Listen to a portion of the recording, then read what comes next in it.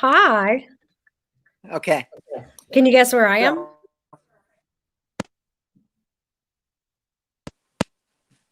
No.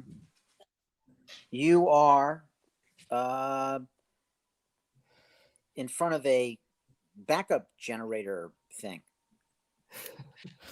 I'm in a empty bank in a space that used to be a bank. And we, Jay Phillip, are going An to empty be bank. Okay. Okay. we're gonna be am I delayed? Uh, no, I just think we have funny connection. Hmm. Just part I'll of let life. you do most of the talking because I'm in an abandoned bank. Okay. All right. Well, interestingly enough, if someone wanted to lease that abandoned bank and in Mm. 18 months turn it into a dispensary for the now legal in New York cannabis industry, it's not as straightforward as you might think. And it's not just that banks have a tough time financing this sort of thing. Everything that occurs with cannabis, which is the polite company word for weed, marijuana, etc., is that in the absence of federal being federally legal, which it is not, you can still get arrested. You can still lose property. You can still have your property forfeited, either civilly or criminally. And this is why the banks will not touch it. So you can't walk into Chase and say, "I'm going to make you millions of dollars with a dispensary."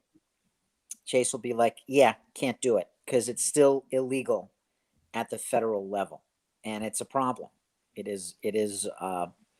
It is a problem." And those of you out there in real estate land, in Facebook land, who think, "All right, well, just buy a few seeds and have a little growery uh, of my own in my place." Yeah, that's tricky too, because again, it is illegal at the federal level. It gets better. You want more? I want more. Sure. Are there legal dispensaries in New York yet for Yes. recreational? Recreational. No, no, no, no. No, we still got to wait a year and change, right? Mhm. So just hop on over to Massachusetts, right? Yeah. Well, it's a funny thing about crossing state lines with Oh, something yeah. still illegal I at think the I federal told you level. this. Oops. Nope, I didn't tell you that because why would you need to know that? I love Massachusetts. I love going to Massachusetts. There's many reasons to go to It's Massachusetts. very risky, and especially if you have police departments that aren't hitting their budgets. I hate to say that, but it's true. These are easy ways. It's just like, it's like sitting at the end of Taco Bell waiting to get DWIs. Well, they're sitting at the state line waiting for you to come from a dispensary into New York. I mean, you're not going to get like in major trouble, but you're They're going to get in Taco trouble. Bell. They're not at White Castle. Taco Bell is the number one place for DWIs in the country. Last time Really? I checked. Yeah, it was a Well, while ago when I heard that fact, but yes. if I were carrying a badge, I would go to the Candlelight in Greenberg. That's where I would. That's where I Yeah. would be. That's just call me crazy, but from midnight to about 6 a.m., that's where I would balance the budget. There's equivalents of that. There's Rockies Millwood Open 24 hours. in your area, and then there's Cameron's over here in Brewster that forget it. Kids are there So, at 3 o'clock in the morning. so it's sort of interesting that we started this broadcast Digress. talking about marijuana, and of course the next thing we're talking about is where we can get munchies at 2 a.m. So, but it's Whoops. interesting. It's interesting.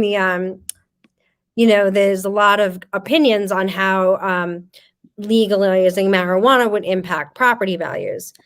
In fact, most of the studies that I've read, it's kind of neutral when it comes to residential.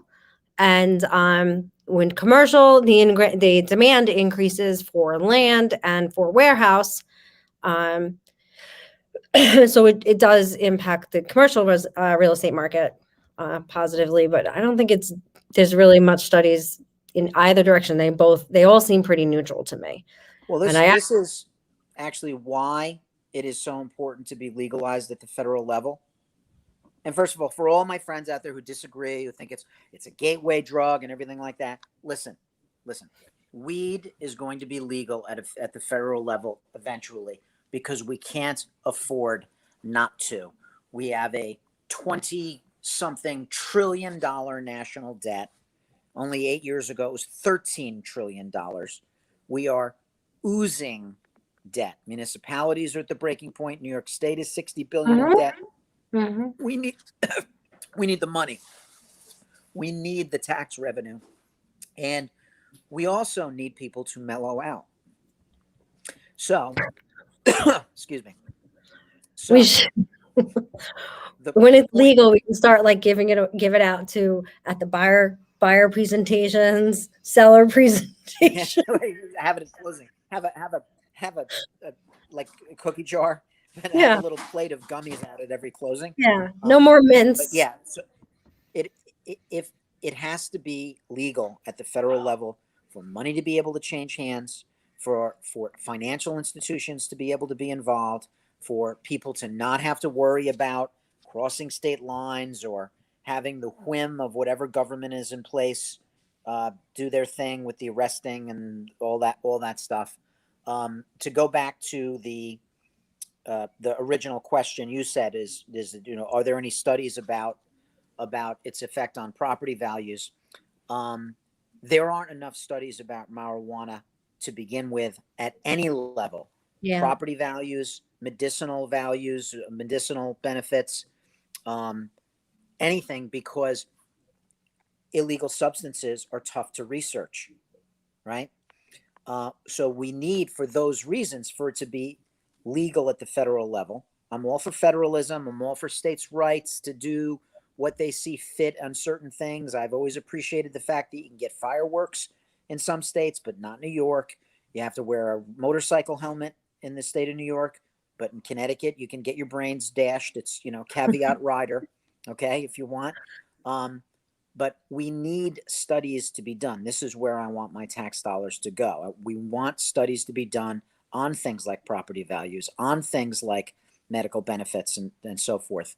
Well, yeah, I mean, the fact that they haven't. She's 100% correct. They what was I just gonna say? Damn it. We need to do the research. Well, they have done, actually. National Association of Realtors has sort of done a decent job of tracking the information, and they have put surveys out in the areas in Colorado and the other states that have had both medical and recreation for quite some time, and it really is neutral. I mean, there is a study. It hasn't impacted in a negative way because there are a lot of people out there concerned, and I understand whenever there's something new and you've put your life savings into a home and you don't want something to come in and disrupt that. So there is actually a decent amount of studies that exist already. And then, there's other studies that are kind of hard to quantify that are both sides are sort of going back and forth with, like social impact, crime impact, and things of that nature. And they seem to kind of negate each other in many ways. We actually hosted an event the other night. I did, and it was several elected officials, several dispensary owners, Berkshire, which you probably are aware of, and I forget the name of the other one. But anyway, but the bottom line is that you're right. It's inevitable at this point. And let's just get it done. Let's just get it done. And then there's areas of people. See this? Zillow Talk? Yeah. That's Spencer Rascoff's book. They did a study not on the property values affected by dispensaries, but property values correlation with being close to a Starbucks. And they found that Starbucks doesn't cause property values to go up. They go to where the higher property values are, and they put the Starbucks there. Right. I have been to many dispensaries.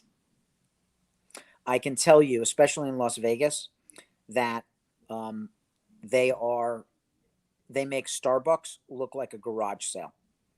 They are upscale. They are Oh yeah. nice. They are clean. It's almost like you're in the Apple store. It's like Yeah. you're in the Apple store at the Genius Bar, but you're not talking to a genius. You're talking to a Yeah. bud tender. And they have really high quality. They're high quality jobs. They're not the Curaleaf in Newburgh. Half their staff is a pharmacist. Yeah. They're not, it's all medical right now. I'm sure with recreational, you don't need as many. Mhm. But first of all, like in Putnam County, a place like Putnam County, our only rising population are seniors. I'm sorry, but the boomers started the trend. They came in high. They want to go out high. They don't want to feel the pain. Okay. No, but in all seriousness, many of their doctors are in agreement that if you can go that route and you can get a card, get it. Yeah. Yeah. And then for some people, NAR in states.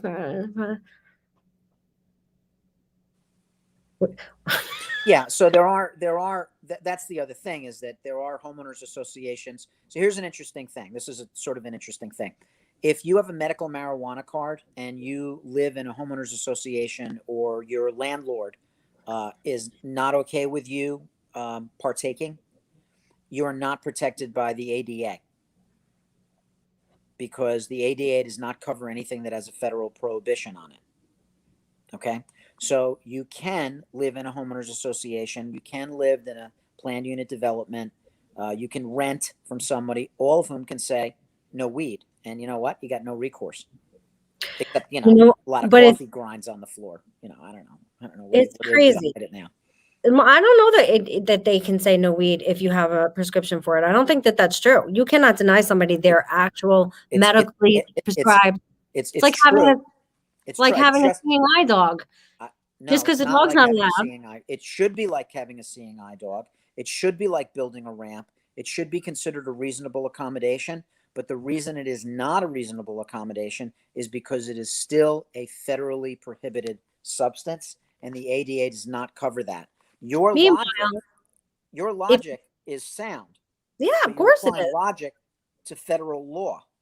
So, and if the feds get out of the way and get on board, then the pharmaceutical companies there's so many miracles to be made out of THC and CBD. It's already been proven. So many. They are using it officially in for certain things. I think chemotherapy and stuff. Yeah. So if they just got out of the way, then the pharmaceutical companies would get on board, and then the feds could get their green again. They just need to get out of their own way. Everyone and not make it about politics again.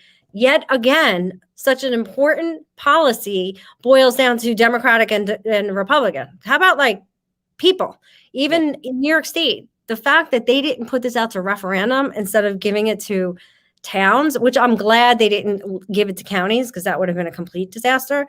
But the fact that they gave it to towns to decide instead of putting it out to referendum really disappoints me, to be honest with you. This is something that people need to decide. Massachusetts allows at least one dispensary in every county. So that's probably why they wouldn't make it up to counties. And they've got a little tricky thing with Martha's Vineyard, because that has to cross federal waters. I don't know. No idea. Can't it's very inconvenient to have to leave the island. But there is almost no evidence of almost any business you could name lowering property values.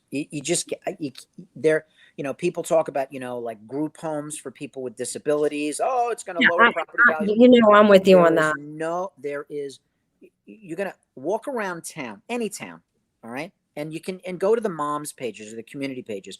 Oh, just what we need, another gas station. Oh, somebody opened up a head shop and they're selling bongs. I can't believe it. Our children, our poor children, I remember walking into just about every stationery store that you'd walk into when I was a kid in the 70s, and there would always be an entire shelf filled with porn. And I'm 7 years old looking at like, you know, we don't see that anymore because it's all on the internet, but there is just, you're going to tell me gas stations and nails. I'd really like to stop coughing. Gas station and nails? Nail Wait. salons. Ow. People complain about certain businesses opening. If you go to these community pages, they're like, well, I'd like a Thai restaurant and I'd like a really cool antique store. And, everybody wants to live in Greenwich Village without the Greenwich Village, like, grit. They want to live in Woodstock. They want all these shishi businesses, but they don't support them. And they're not. And unless you're going to write the check, you're going to get gas stations and nail salons. Sorry. All right. In states where prescription and recreational marijuana is legal, 35 to 36% of members see an increased demand in warehouses, stores. Yeah, the domino effect is spectacular. The economic benefits are spectacular. And there is, I believe, there is credible answers. There are credible answers to the claim that when Colorado legalized it, that they saw this horrible spike in traffic accidents due to impaired drivers. I don't think so. I think that was a baloney thing that was going around like an urban myth. Shush, dog. The dog barked. I just don't see it. I do not see it. What we should be worried about is the black market, which is what we have now. Well, we had now, but in the absence of a dispensary, in the absence of people being able to grow their own, you've got black market. Texas, it's black market, right? Because there's no recreational. All right. So safety, taxes, there's just no good argument against it. And we need the federal government. And I'm talking to you, RPAC. We need the federal government to legalize it, regulate it, tax it, and let the good old economic system of the United States do its good work. And that's not to negate the fact that, of course, there are people who overuse marijuana. There are people who overuse alcohol. There are people who overuse cigarettes. There are people who overuse prescription drugs. And we are not negating the fact that there are definitely people out there who have misused or and there is no physical addiction to marijuana. So there has to be a psychological that's not being addressed, self-medication, but overuse of lots of things take place. So there would have to be, and every state would have to factor in when they get a portion of this income that they can put it into alcohol and drug awareness and to addiction issues and to mental health issues, whatnot. A drunk driver runs, the smoker stops and waits for the stop sign to turn green. This is more accurate. The drunk driver will run through the stop sign, the red light. The guy that's high is going to look at the light and be like, "That is so pretty."